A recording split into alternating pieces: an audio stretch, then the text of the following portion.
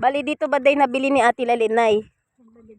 Kasi sa explanation, etong harap, puro sila pababang ganyan. Di ba dagat yan? Puro pag ganyan yung may-ari. Yung bawat kubo na yan may may-ari. Tapos kalsada yan. Tapos isa, pangalawa, dito. Dito banday kay ate. Tapos isusudsud yan. Kasi yung malalagyan pa ng muhon eh. Ayan yung may tanda, yan yung gagawin kalsada. Ayun o. Kinain na kami ito.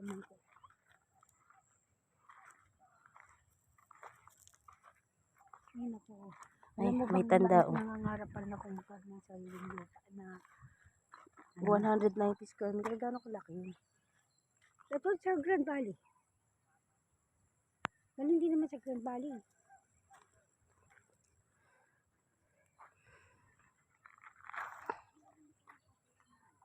Yan, dali harap niyan dagat. Yan, ay si Ate Lali niya sa kaliwa.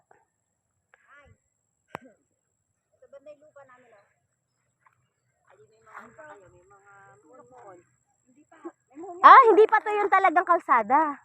Saan yung kalsada banda? Gitna. Yun ang pinaka-right of way, yung pinaka... Ang lote, magkakaganyan. Sa gitna yung maganda magtatayo kayo ng